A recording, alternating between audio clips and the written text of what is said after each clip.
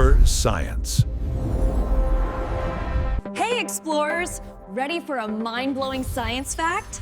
Let's dive in. मेरे पिता हर साल एफडी में निवेश करते थे।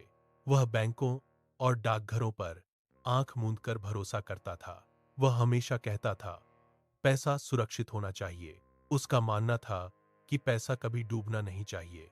वह सही था, पैसे सुरक्षित रहे, लेकिन वहां एक खामोश कातिल था।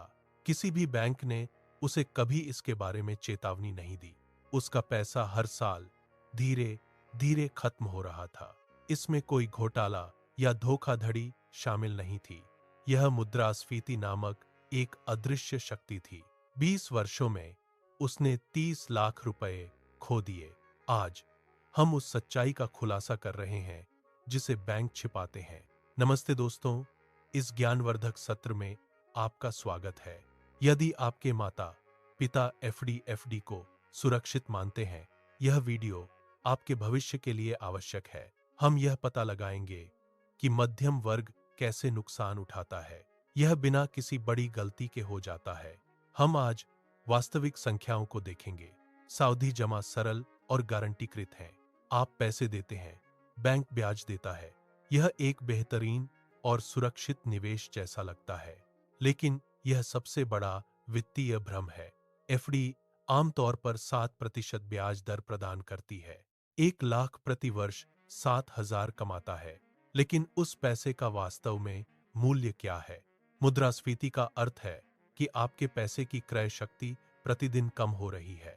जो आज 100 का मिलता है, वह बाद में और महंगा हो जाता है। भारत में वार्षिक औसत मुद्रास्फीति 6% रही है।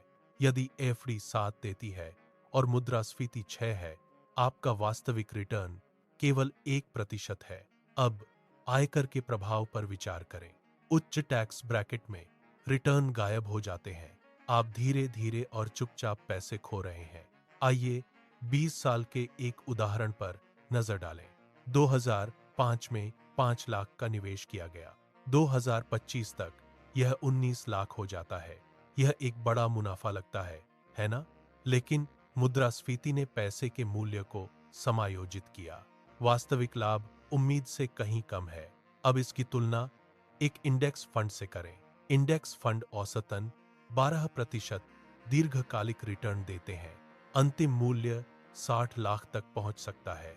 एफडी और फंड के बीच का अंतर बहुत बड़ा है। इस तरह लाखों की संपत्ति गायब हो जाती है। क्या एफडी हर किसी के लिए पूरी तरह से बेकार है? नहीं, वे एक विशिष्ट उद्देश्य पूरा करते हैं।